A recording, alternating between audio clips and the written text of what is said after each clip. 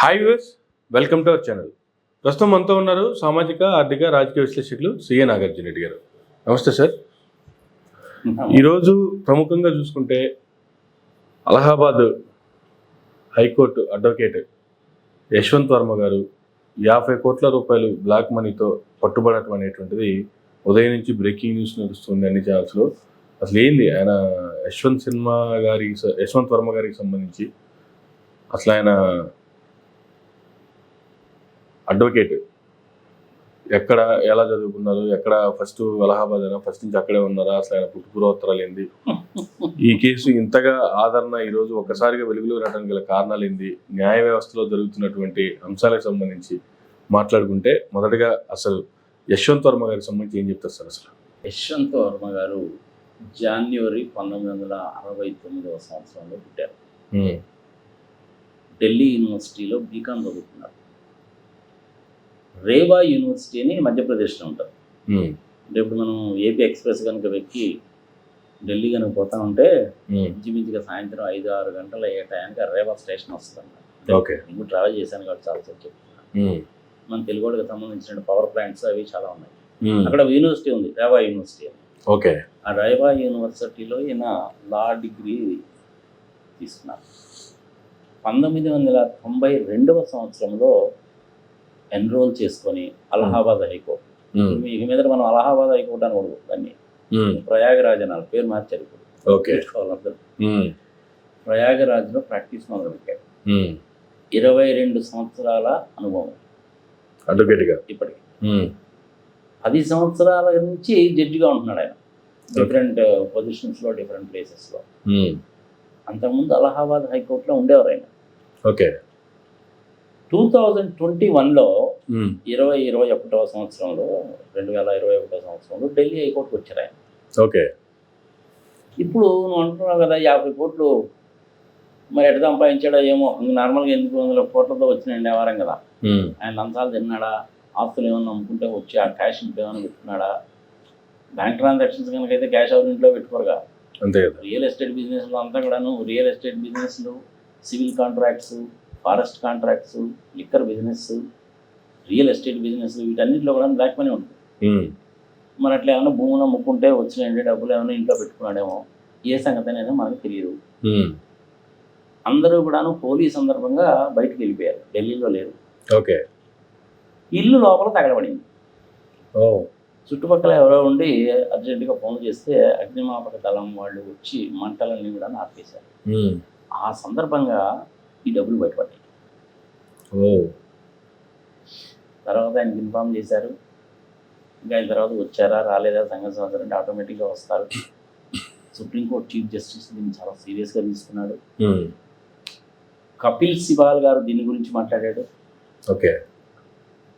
అంత సీరియస్గా తీసుకున్నటువంటి వ్యక్తి మరి సుప్రీంకోర్టు చీఫ్ జస్టిస్ గారు ఏం చేశారు అంటే, అలహాబాద్ హైకోర్టు నుంచి కదా మీరు వచ్చారు, ఢిల్లీ హైకోర్టులో కదా ఇది జరిగింది, మీరు జడ్జిగా ఉన్నప్పుడు మళ్ళీ మీరు అలహాబాద్ వెళ్ళిపోయినా ట్రాన్స్ఫర్ చేశాడు ఆయన.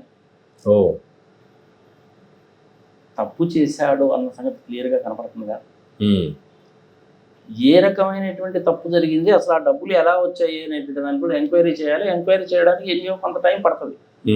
కానీ ఇమీడియట్గా ఆయన పిలిచి అడిగి ఉండొచ్చు, నీకు ఈ డబ్బులు ఎక్కడి నుంచి వచ్చాయి అనేసి. అంటే లా చదువుకున్న నుంచి అందులో బీకాం చదువుకుని ఉంటాడు కదా ఆయన. కష్టపొస్తే అకౌంట్, ట్యాక్సేషన్, సంఘ సమాచారం తెలిసే ఉంటాయి. ఆయనకి ఎక్కడి నుంచి వచ్చినాయి సంగతి ఈజీగా చెప్పొచ్చు.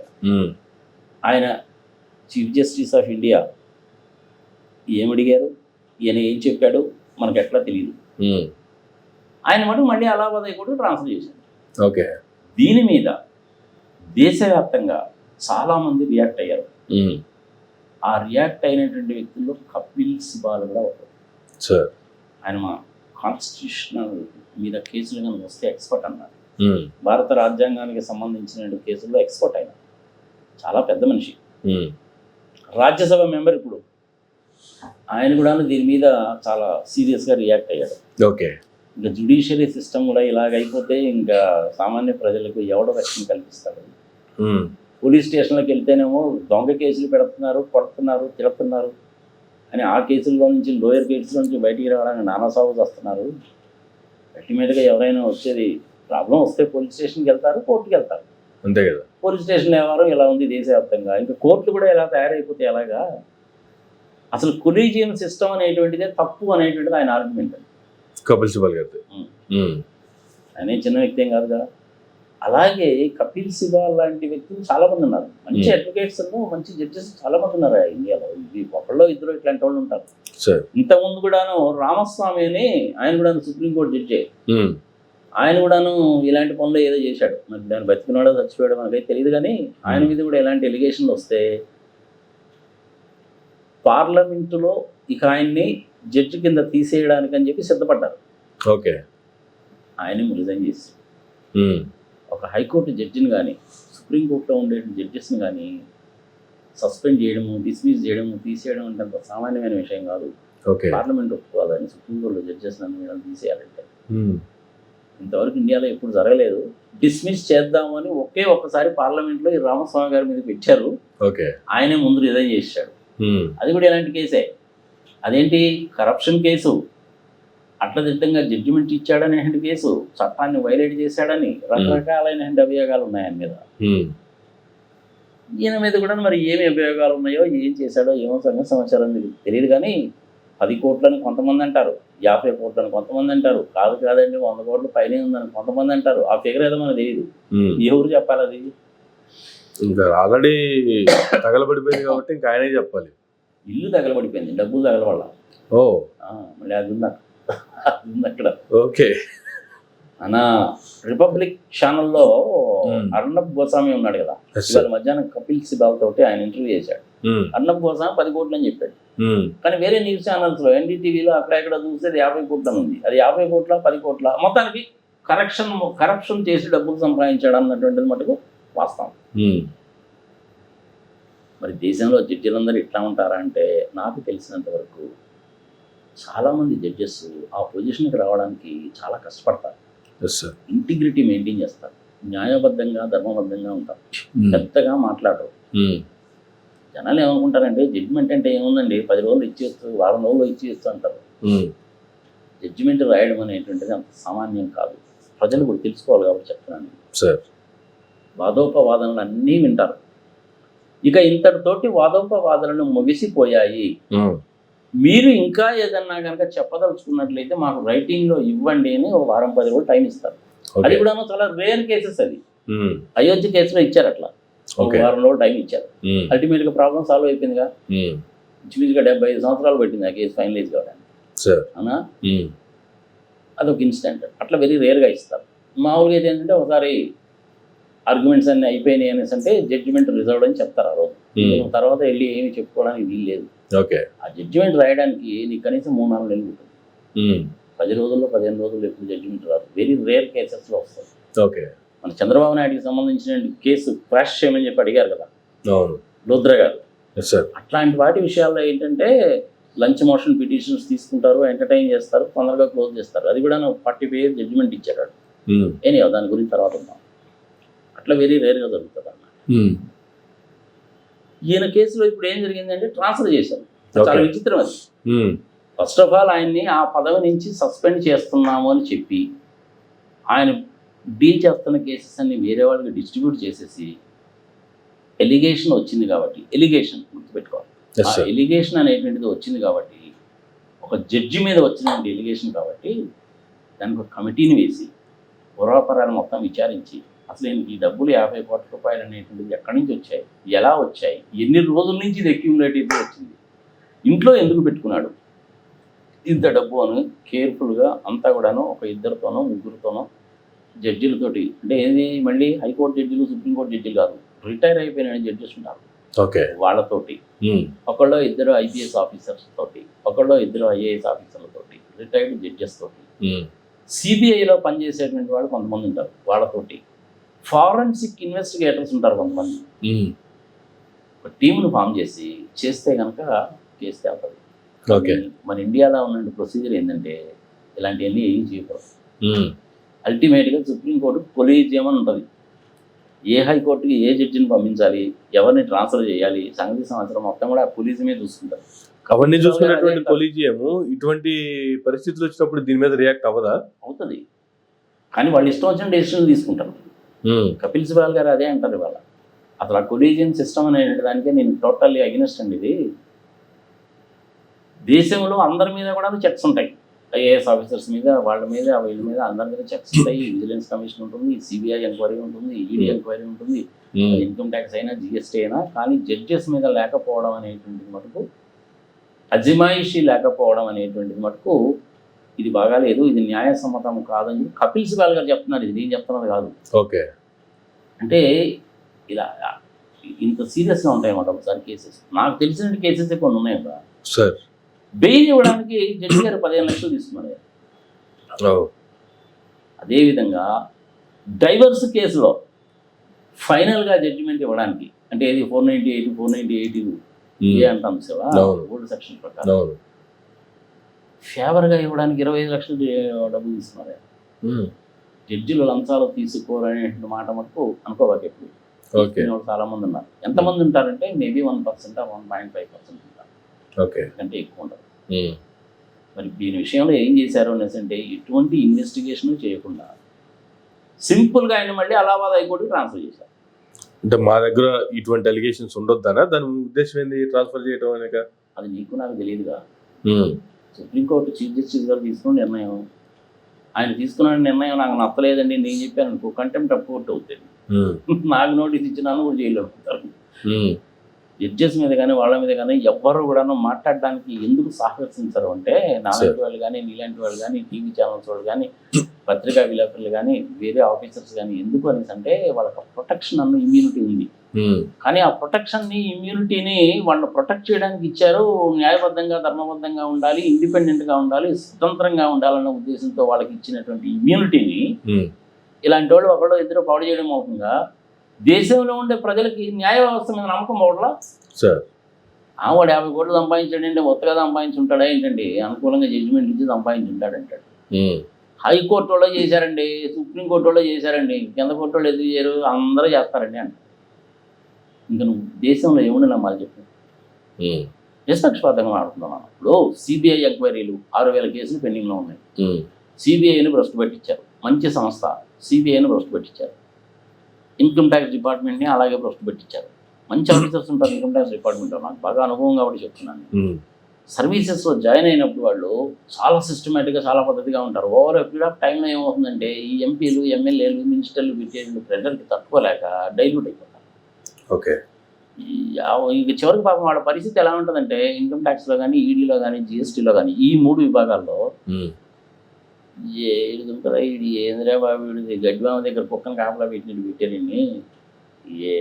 వాడు తినడు, వేరే వాళ్ళని తిన్నీడు, పనులు చేయడు, రూల్ అంటాడు, రూల్ బుక్ అంటాడు, యాక్ట్ అంటాడు, చట్టం అంటాడు. ఏందిరా బాబు అని 1-10 సార్లు అనేది చిన్నగా వాళ్ళు డైలీ. చాలామంది ఆఫీసర్స్ని చూశాను. నా 35 years అనుభవంలో చాలామంది ఆఫీసర్స్ని చూశాను. అలాగా ఇన్కమ్ ట్యాక్స్ డిపార్ట్మెంట్ని అలాగే చేసావు, ఈడీని అలాగే చేసావు, సిబిఐ అలాగే అయిపోయింది. వీటన్నిటికంటే ఇంకా ఇంపార్టెంట్ థింగ్ ఏంటంటే ఎలక్షన్ కమిషన్ ఆఫ్ ఇండియాను కూడా అలాగే చేశారు. ఇప్పుడు న్యాయ వ్యవస్థ, జిఎస్టీ కూడా ఇదే వ్యవహారం. మనకి నీకు అల్టిమేట్గా మిగిలింది ఎవరు? నాకు తెలిసి ఒక్క వ్యవస్థే మిగిలింది. Controller and auditor general of India వాళ్ళు ఒక్కడే మిగిలారు. ఇంతవరకు వాళ్ళ మీద రాలా. ఏమేంటి మొత్తం? CBI, enforcement directorate, income tax, GST, ఇప్పుడేమో కోర్ట్స్. అన్ని వ్యవస్థలు కూడా పాడైపోయినాయిగా. ఎలక్షన్ కమిషన్ కూడా పాడైపోయిందిగా. ఆంధ్రప్రదేశ్లో ఉన్న మిగిలిన ప్లేస్లో ఎలక్షన్లు ఎలా జరిగాయి మనం చూసాం కదా.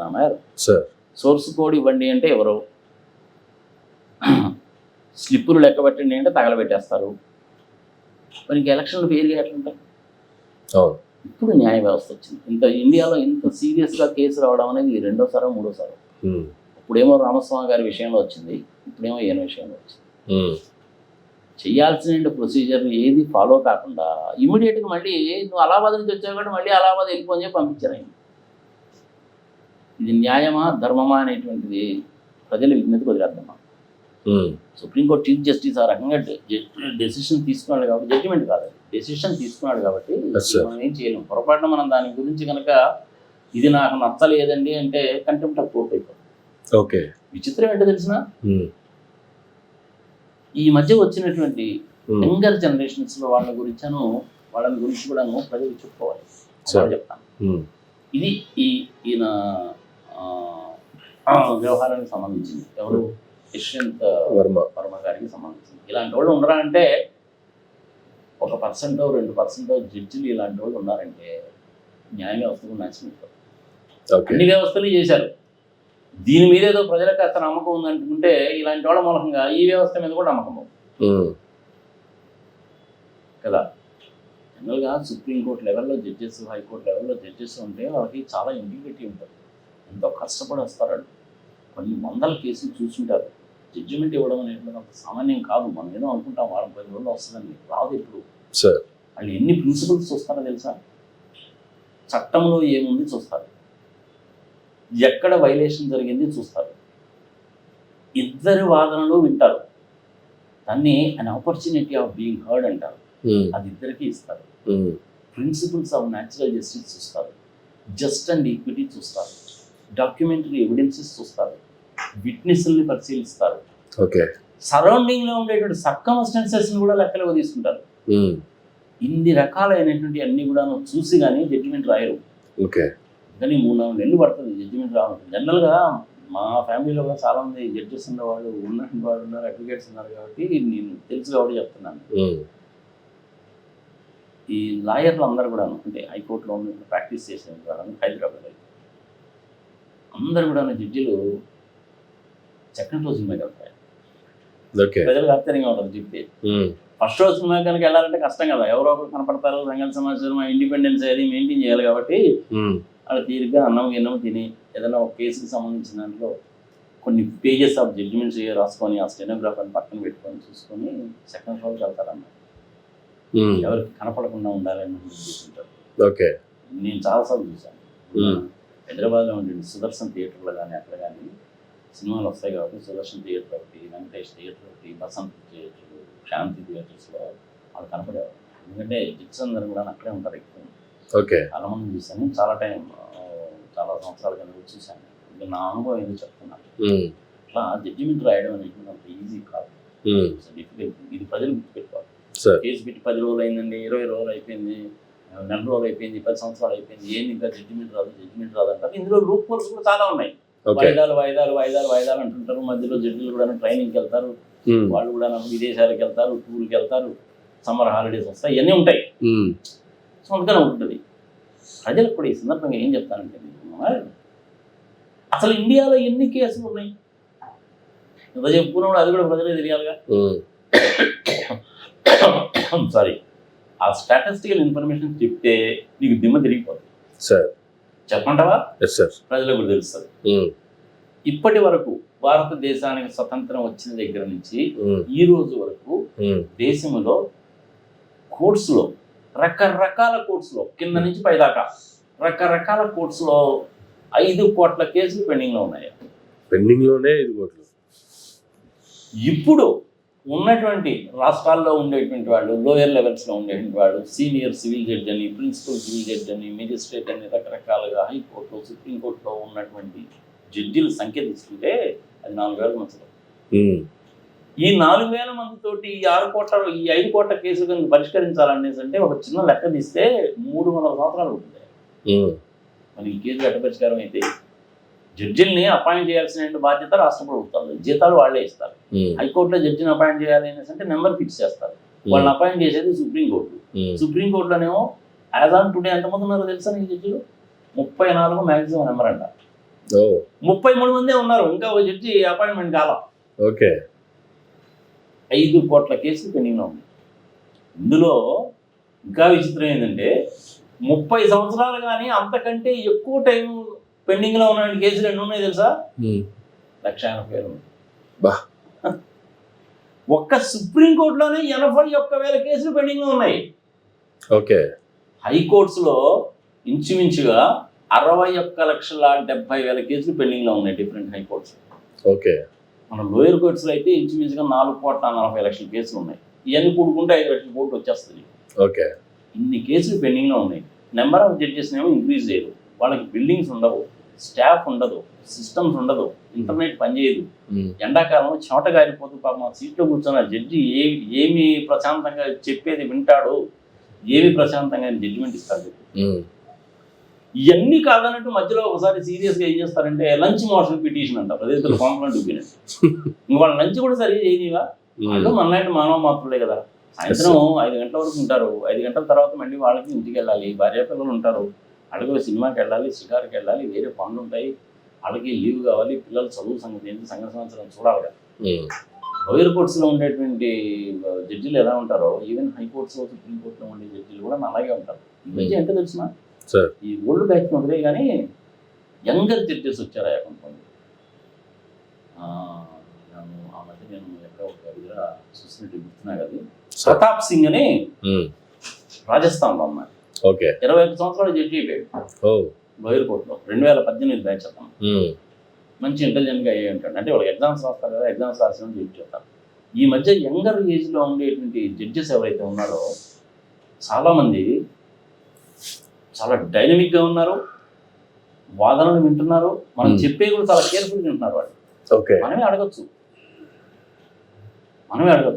I beg you my lord, could you give me an opportunity of being heard for 5 minutes sir అని మనం కనుక అడిగితే yes mister Reddy go ahead అంటారు. నాకే అనుభవం, 2 సార్లు నాకు అనుభవం జరిగింది కాబట్టి చెప్తున్నాను. మనం కనుక అడిగితే వాళ్ళు మాట్లాడే అవకాశం ఇస్తారు, చెప్పుకోవచ్చు నీ బాధ ఏందని, నీ బాధ చెప్పుకోవచ్చు, నీ వివరణ చెప్పుకోవచ్చు, నీ వాదన కూడా చెప్పుకోవచ్చు.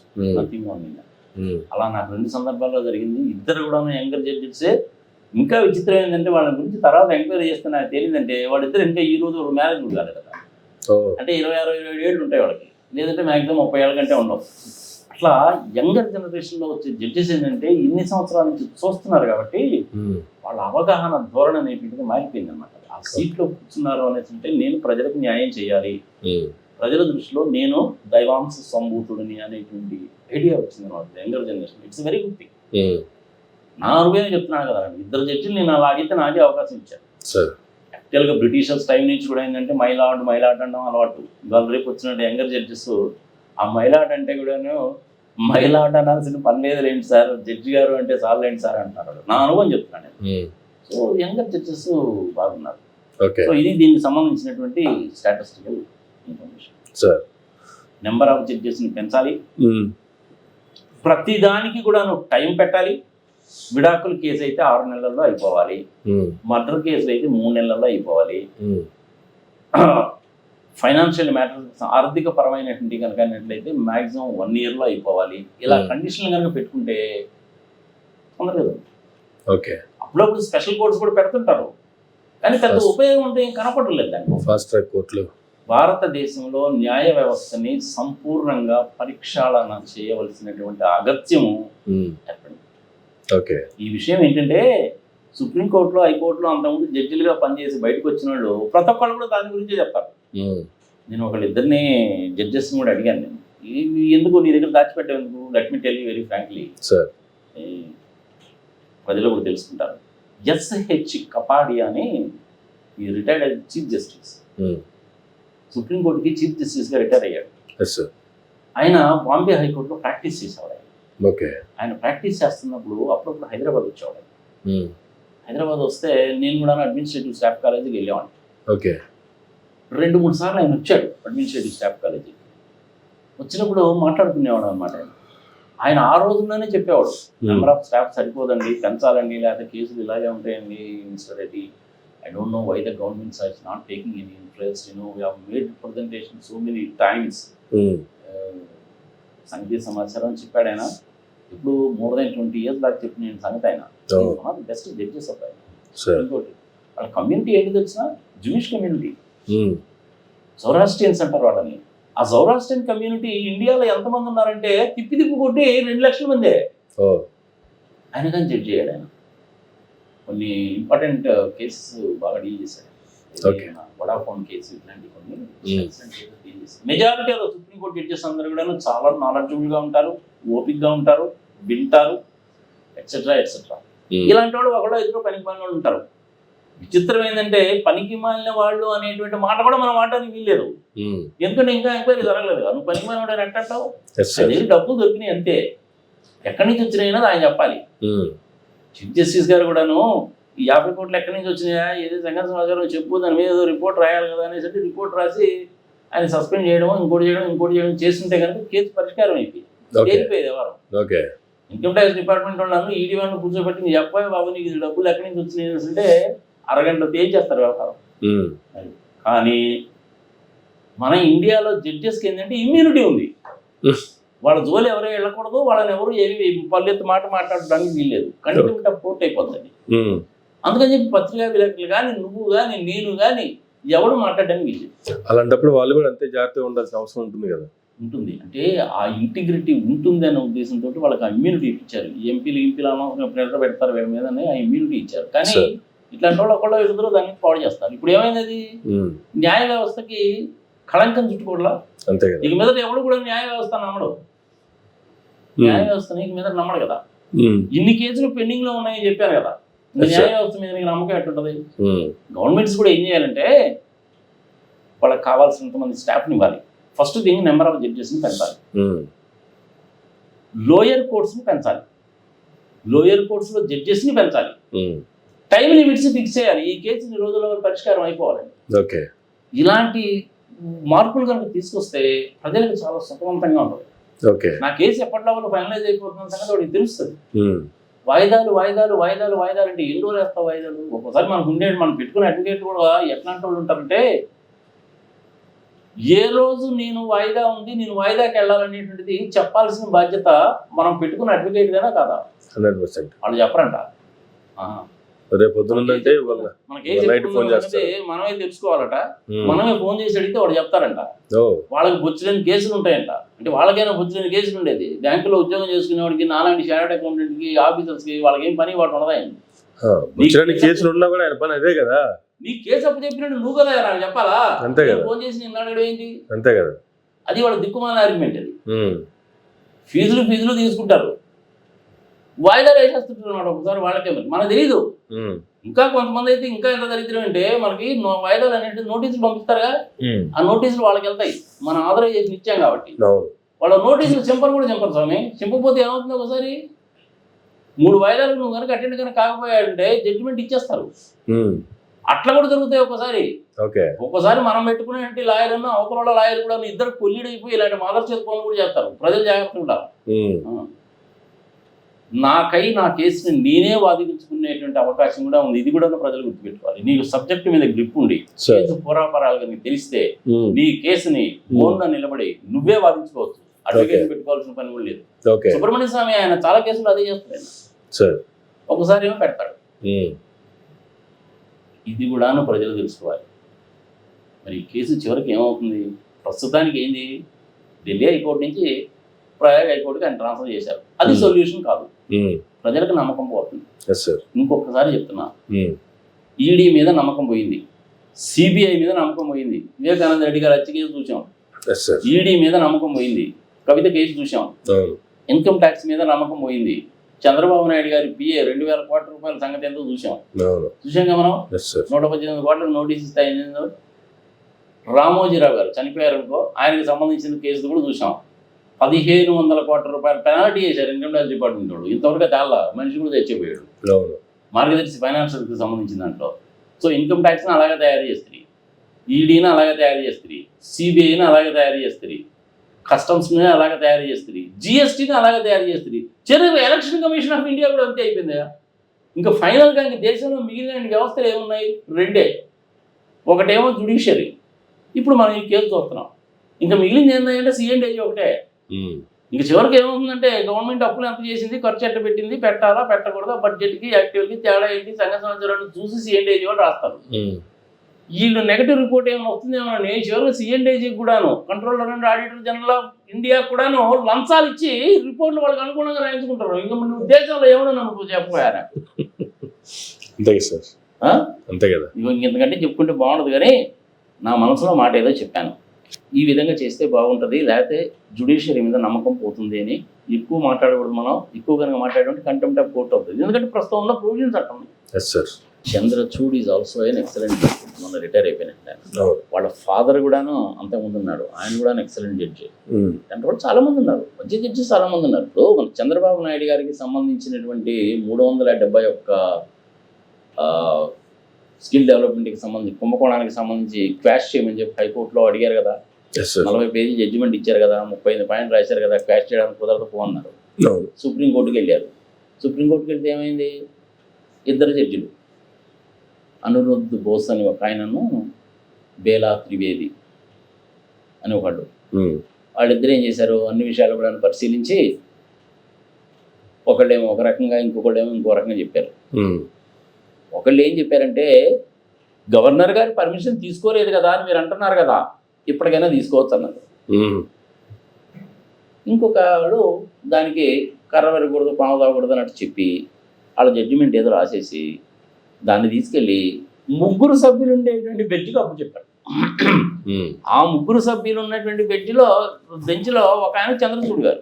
ఇప్పుడు చంద్రచూడ్ గారు కూడా రిటైర్ అయిపోయాడు. ఆ కేసు ఎప్పుడు బయలుదేరుతుందో తెలియదు. ఇది మన ఆంధ్రప్రదేశ్కి సంబంధించిన ఒక కేసు. ఇంకొక కేసు అమరావతికి సంబంధించింది. ఏపీ హైకోర్టు వాళ్ళేమో 3 నెలల్లో ప్లాట్లు ఇచ్చేయండి, 6 నెలల్లో మొత్తం కట్టేయండి, మొత్తం అయిపోవాలా అని జడ్జిమెంట్ ఇచ్చారు. 308 పేజీ జడ్జిమెంట్ అది, పైనుంచి కింద వరకు మొత్తం చదివాను. సుప్రీంకోర్టులో కేసు పెట్టారు. సుప్రీంకోర్టులో కేసు పెడితే సుప్రీంకోర్టులో జడ్జిలు ఏం అడిగారంటే, ప్రధానంగా 2 విషయాలు అడిగారు. 3 నెలల్లో అయిపోవాలి, డ్రైనేజ్ వేసేయాలి, వాటర్ పైప్ లైన్స్ వేసేయాలి, రోడ్లు వేసేయాలి, బ్రిడ్జీలు కట్టేయాలి, బిల్డింగ్లు కట్టేయాలి, పెయింట్ వేసేయాలి, ఆక్యుపెన్సీ సర్టిఫికేట్ ఇచ్చేయాలి అని చెప్తున్నారు కదా. మనమేమన్నా ఆర్కిటెక్ట్స్మా, ఇంజనీర్స్మా? డ్రైనేజ్ పనిచేసేవాళ్ళమా, వాటర్ పైప్ లైన్లు వేసేవాళ్ళమా, ఎలక్ట్రిసిటీ స్తంభాలు మూవ్ చేసేవాళ్ళమా? మనమంటే చెప్తాం ఇది 6 నెలల్లో అయిపోవాలని. మనమెవరూ చెప్పడానికి సాలిడ్గా అడిగారు సుప్రీంకోర్టు వాళ్ళు. ఆ కేసు కూడా ఇంతవరకు ఫైనలైజ్ కదా. ఇది అమరావతికి సంబంధించింది. ఐ థింక్ నిన్ననో మొన్ననో మళ్ళీ ఈ కేసు వచ్చినప్పుడు ఎఫిడవిట్ ఏదో ఫైల్ చేశారు. మొన్న మధ్యనే ఐ థింక్ మన థర్స్డే అనుకుంటాం. థర్స్డే అంటే నిన్ననే అనుకుంటాను ఫైల్ చేసినట్టు. ఇది ఆంధ్రప్రదేశ్కి సంబంధించినటువంటి అమరావతికి సంబంధించిన ఒక కేసు. ఇది కాకుండా అసలు 2014లో ఆంధ్రప్రదేశ్ని విభజిస్తూ పాస్ చేసినటువంటి ఆంధ్రప్రదేశ్ రీఆర్గనైజేషన్ చట్టం అనేటువంటిదే రాజ్యాంగ విరుద్ధం అని కేసు పెట్టారు. ఇది ఎప్పుడు పెట్టారు? 2014లోనే. ఆ కేసు పెట్టిన వాళ్ళల్లో వన్ ఆఫ్ ది కేసు పెట్టిన వ్యక్తి ఎవరైనా ఉండవల్లి అరుణ్ కుమార్ గారు. ఆయన అప్పుడప్పుడు ఢిల్లీ పోయి వస్తుంటాడు ఆయన. అది కాకుండా ఇంకొక 20 మంది కూడా ఇండిపెండెంట్ కేసు పెట్టారు. ఆ కేసు కూడా తెల్ల. సో ఆంధ్రప్రదేశ్కి సంబంధించిన విభజన చట్టం తేలేదు, రామోజీరావు గారిది తేలేదు, చంద్రబాబు నాయుడు 371 కోట్లు తేలేదు, అమరావతి తేలేదు. ఇది మన ఆంధ్రప్రదేశ్కి సంబంధించింది. ఇట్లాంటి సుప్రీంకోర్టులో ఎన్ని ఉన్నాయంటే 81,000 కేసులు ఉన్నాయంట. ఇంపార్టెంట్ కేసులు. ఈ 81,000 కేసులు సుప్రీంకోర్టు దాకా వచ్చిందంటే మటుకు అందులో చట్టం వైలేషన్ అన్న ఉంటుంది, రాజ్యాంగానికి సంబంధించినవి ఉంటాయి, ఎలక్షన్కి సంబంధించినవి ఉంటాయి, కరప్షన్కి సంబంధించినవి ఉంటాయి, రకరకాల కేసులు ఉంటాయి. 81,000 కేసులు సుప్రీంకోర్టులో పెండింగ్ ఉన్నాయి. 34 మంది కంటే ఎక్కువ జడ్జిలు ఉండడానికి వీల్లేదు. 33 మంది మాత్రమే ఉన్నారు ఇప్పుడు. ఈ కేసులు ఏంటి ఎప్పుడు పరిష్కారం అవుతాయి? పరిష్కారం కాదు కదా. సుప్రీంకోర్టు దాకా వెళ్ళిందంటే చాలా సీరియస్ కేసునే లెక్క. మరి అట్లాంటి కేసులు కూడా నువ్వు తొందరగా పరిష్కరించకపోతే మరి సుప్రీంకోర్టులో 34 మంది జడ్జిలు సరిపోతారంటే పాపులేషన్ బేసిస్లో తీసుకున్న, నెంబర్ ఆఫ్ కేసెస్లో తీసుకున్నా, ఏ రకంగా తీసుకున్నా కానీ 34 మంది సరిపోదు. ఏ 100 మందే ఉండాలి మినిమం. హైకోర్ట్స్లో కూడా అంతే. మరి నెంబర్ ఆఫ్ జడ్జెస్ని ఎందుకు పెంచరు అనేసి అంటే పెంచరు, అంతే పెంచరు. మనం కోర్టు చుట్టూ తిరుగుతూ ఉండాలి, వాదించేటువంటి వాళ్ళకి డబ్బులు రావాలి. సరే ఇదిగో ఇట్లాంటి వాళ్ళు 50 కోట్లు సంపాదించారు, మరి వాళ్ళకి డబ్బులు రావాలి, మనమేమో సంకరానికి పోవాలి. అందుకని చెప్పి జడ్జీలు పెంచరు. నిజంగా జడ్జీలు పెంచమను. విడాకుల కేసులకి 4 జడ్జీలు లోయర్ లెవెల్ కోర్ట్స్లోనే తేలిపోవాలి, హైకోర్టు సుప్రీంకోర్టు దాకా రావద్దు.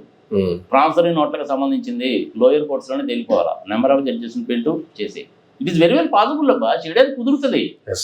విచిత్రం ఏంటంటే చలమేశ్వరరావు గారిని సుప్రీంకోర్టులో జడ్జిగా ఉండేటువంటి ఆయన నాకు కూడా మంచి మిత్రుడు. ఆయన ఒకసారి అడిగాను నేను, ఎవరు గవర్నమెంట్ వాళ్ళు ఎవరు పట్టించుకోరండి, ఏం చేస్తాను, ఎన్నిసార్లు చెప్పినా కానీ ఏం ఉపయోగం లేదండి అన్నాడు. ఇవాళ కపిల్ సిబాల్ ఏం చెప్తున్నాడు, ఆయన కొలీజియన్ సిస్టమ్ అనేటువంటిదే నేను దానికి పూర్తి వ్యతిరేకం అండి అన్నాడు. ఆ కొలీజియన్ సిస్టమ్ ఏం తర్వాత నాకు కూడా పూర్తిగా తెలియదు, అందుకని నేను దాని గురించి కామెంట్ చేయను. జడ్జిలు లంచాలు తింటారనే మాట కూడా నువ్వు అనడానికి వీల్లేదు. జడ్జి ఇచ్చినటువంటి జడ్జిమెంట్ అనేది తప్పు అనడానికి కూడా నువ్వు వీల్లేదు. నీకు తప్పు కనుక అనిపిస్తే హైకోర్టులో తప్పు అయితే నువ్వు సుప్రీంకోర్టుకి వెళ్తావు అంతే. జడ్జిలని ఎవరు పేరు పెట్టి పిలవకూడదో, అభియోగాలు మోపకూడదో, కామెంట్స్ చేయకూడదో, పబ్లిక్లోకి జనరల్గా వాడు రారు, ప్రెస్ మీట్లు పెట్టరు. వాళ్ళ పరిస్థితి కూడా అలాగే ఉంటుంది. వాడు పెళ్ళిళ్ళు అటెండ్ అవ్వడానికి కూడా వీలు ఉండదు. ఒకసారి ప్రజలు కూడా గుర్తుపెట్టుకోవాలి, హియరింగ్స్ అన్నీ అయిపోయిన తర్వాత జడ్జిమెంట్ రావాలంటే కనీసం 3-4 నెలలు పడుతుంది. వాదనలు అన్నీ అయిపోయినాయి కదా, వారం రోజులు ఇచ్చేయచ్చు కదా, ఈ రోజు సాయంత్రం ఇచ్చేయచ్చు కదా అని చెప్పి ఎప్పుడు ఆశించబాక. మినిమం 3-4 నెలలు పడుతుంది. You take it granted. ఇంకా ఏమైనా ఇన్ఫర్మేషన్ కావాలా నీకు కానీ ప్రజలకు కానీ? రైట్ సార్, చాలా ఇన్ఫర్మేషన్ ఇచ్చారు ఇప్పటికి. రైట్. ఈ సందర్భంగా ఇంకొక విషయం కూడా చెప్తాను. సుప్రీంకోర్టులో 2 ఆడవాళ్ళు లేడీస్ జడ్జెస్ ఉన్నారు. నాకు తెలిసినంత మటుకు వాళ్ళిద్దరు కూడా ఎక్సలెంట్ పీపుల్. ఒక ఆమెమో బేలా త్రివేది గారు, ఒక ఆమె. ఇంకొక ఆమె నాగరత్నమ్మ బీవి. 33 మందిలో 2 లేడీస్ ఉన్నారు. నాకు తెలిసినంత వరకు నేను గ్యాదర్ చేసుకున్న ఇన్ఫర్మేషన్ బట్టి చూస్తే వీళ్ళిద్దరు కూడాను ఎక్సలెంట్ పీపులే. ఈ బేలా త్రివేది గారు చంద్రబాబు నాయుడు 371 కోట్ల కేసులో ఉంది. నేనేమంటానంటే minimum 30% of the judges female judges ఉండాలి అంట. రిజర్వేషన్ ఉండాలి. ఎందుకు నా అనుభవాన్ని బట్టి చెప్తున్నాను. నేను 1-2 కేసెస్లో నేను కూడా మా ఫ్రెండ్స్ తరఫున, దాని తరఫున, ఇన్కమ్ ట్యాక్స్ ఆఫీస్ తరఫున, వాటి తరఫున వెళ్ళినప్పుడు వాళ్ళు చాలా ఓపికగాను చాలా పేషెంట్గా ఉంటారు. జెంట్స్ కంటే కూడా లేడీస్ చాలా పేషెంట్గా ఉంటారు. నా అనుభవం కూడా చెప్తున్నాను. యంగర్ జనరేషన్లో వచ్చిన జడ్జిని మటుకు చాలా ఓపికగా వింటున్నారు, చాలా నిశ్చితంగా పరిశీలిస్తున్నారు, తొందరపడటం లేదు. నీ వాదన ఏందో వినిపించుకునేటువంటి చక్కటి అవకాశాన్ని కూడా ఇస్తున్నారు నీకు. నువ్వే చెప్పు, నువ్వు లాయర్ని పెట్టుకో, అడ్వకేట్ని పెట్టుకో. సార్, జడ్జి గారు నాకు ఒక 5 నిమిషాలు మాట్లాడే అవకాశం ఇవ్వండి సార్, నా బాధ ఏందో చెప్పుకుంటాను సార్, చాలా రోజులు అయిపోయింది సార్ ఈ కేసు, అవకాశం ఇవ్వండి అంటే చెప్పండి మీరు చెప్పవలసింది ఏంటంటారు. నువ్వేదో బోన్లోకి వెళ్ళి చెప్పాల్సిన పని కూడా లేదు. నువ్వు బోన్లోకి వెళ్ళి ఎప్పుడు చెప్పాలంటే వాడు పిలిస్తే. కానీ ఇక్కడ నేను జడ్జి గారిని అడుగుతున్నా, మామూలుగా నిలబడైనా చెప్పొచ్చు. మీరు బోన్లో వచ్చి చెప్పండి చెప్పేది ఏదో అంటారు కదా, నువ్వు బోన్లోకి వెళ్ళి చెప్పొచ్చు. యాక్చువల్గా మన తరఫున మాట్లాడాల్సింది ఎవరు? మనం పెట్టుకుని అడ్వకేట్ మాట్లాడాలి. వాడు చెప్పేది సరిగా లేదన్నప్పుడు నేను జడ్జి గారిని అడిగితే నాకు అవకాశం ఇస్తారు. నా అనుభవం చెప్తున్నారు. 2 కేసులు నాకు అది జరిగింది. యంగర్ జడ్జెస్ అందరూ కూడా అలాగే ఉన్నారు. ఇవాళ you can very well ask it. ప్రజలు ఎవరైనా సరే కనుక దీన్ని గుర్తుపెట్టుకోండి. మీరు జడ్జి గారిని అడగండి, జడ్జి గారు మీకు అవకాశం ఇస్తారు, మీరు చెప్పదలుచుకుంది ఏదో చెప్పండి. Right sir, thank you sir, thank you very much అండి. ఇదండి ప్రశాంత్ వర్మ గారికి సంబంధించి, యశ్వంత్ వర్మ కదా, ఇదండి యశ్వంత్ వర్మ గారికి సంబంధించి వస్తున్నటువంటి ఆరోపణలకు సంబంధించి నాగార్జున రెడ్డి గారు ఇచ్చినటువంటి విశ్లేషణ. ఇది నాటి మరొక ఇంటర్లో మళ్ళీ కలుద్దాం. చూస్తున్నామండి. మేడం.